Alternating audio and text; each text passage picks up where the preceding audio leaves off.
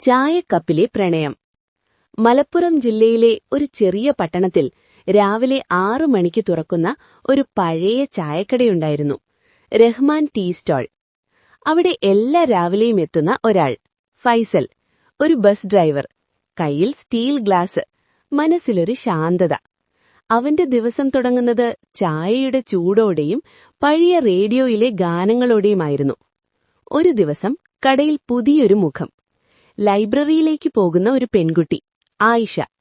കണ്ണട, കയ്യിൽ പുസ്തകങ്ങൾ, മഴയിൽ നനഞ്ഞ മുടി. അവൾ ചായ ഓർഡർ ചെയ്തു.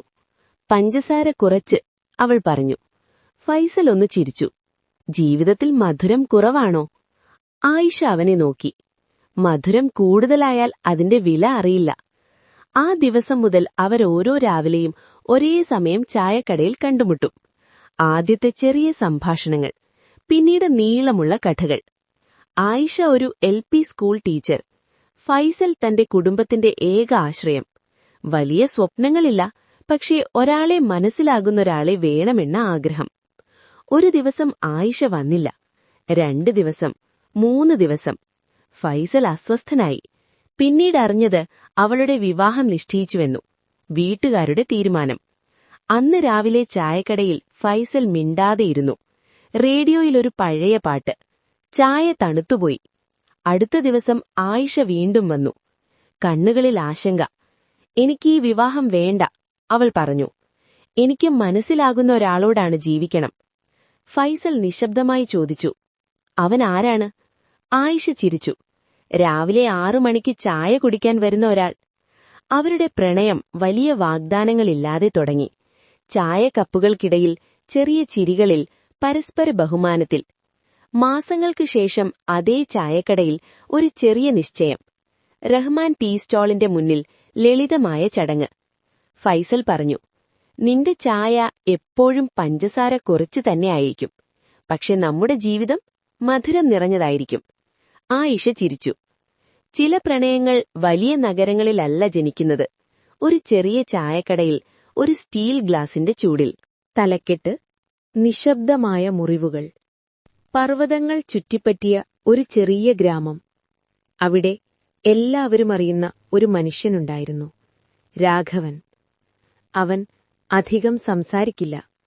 ചിരി വളരെ അപൂർവം. എപ്പോഴും കയ്യിൽ ഒരു പഴയ ബാഗ്. ഗ്രാമത്തിലെ കുട്ടികൾ അവനെ നിശബ്ദൻ എന്ന് വിളിക്കും. പക്ഷേ ആരും അറിയാത്ത ഒരു കഥ ആ ബാഗിനുള്ളിലുണ്ടായിരുന്നു. രാഘവൻ ഒരിക്കൽ സ്കൂൾ അധ്യാപകനായിരുന്നു. പഠിപ്പിക്കുന്ന കുട്ടികളെ സ്വന്തം മക്കളെപ്പോലെ സ്നേഹിച്ച ഒരാൾ. ഒരു ദിവസം ഒരപകടം.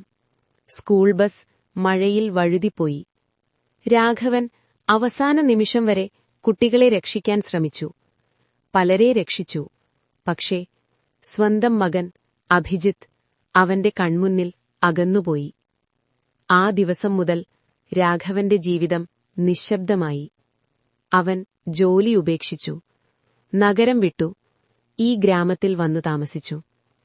എല്ലാ ദിവസവും അവൻ കുന്നിൻ മുകളിലേക്ക് കയറും.